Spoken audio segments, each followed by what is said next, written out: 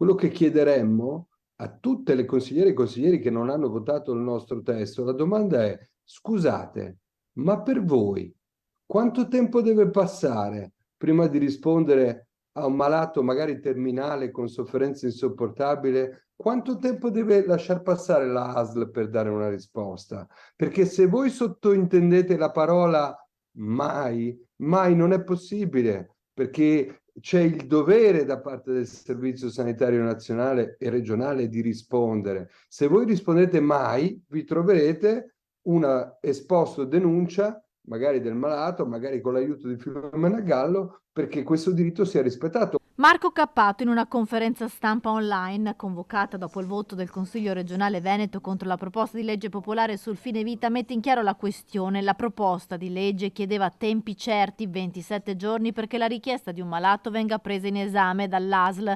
Resta, a prescindere dal voto del Consiglio regionale, dunque la possibilità, così come stabilito da una sentenza della Corte Costituzionale del 2019. Secondo l'associazione Luca Coscioni, la tempistica richiesta nella proposta di legge era adatta per esaminare la richiesta di un paziente malato. 20 giorni significa un termine idoneo, nessuno chiede verifiche superficiali, nessuno chiede un procedimento abbreviato, frettoloso, ma verifiche che facciano effettivamente chiarezza se quella persona ha i requisiti indicati dalla Corte. Ora la proposta di legge popolare viene rinviata in commissione. Per l'associazione Luca Coscioni, in attesa di una legge, la Giunta potrebbe stabilire con una delibera le procedure per fornire tempi certi nelle risposte alle persone malate.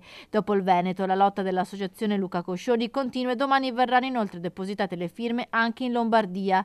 Intanto in Veneto i comitati continuano nella loro campagna di informazione. Ripartiremo da dove non ci siamo mai fermati, cioè dando informazioni su tutti quelli che sono i diritti nel fine vita, proprio anche sulle cure palliative, che tanto ieri sono state citate come una misura opposta alla richiesta di accesso all'aiuto medico alla morte volontaria. Le cure palliative non sono questo, e l'associazione Luca Coscioni, anche tramite il servizio del numero bianco, con i volontari anche del comitato promotore, è da anni che dà informazione proprio sulle cure palliative. Mi chiedo se lo stesso faccia anche la nostra classe politica.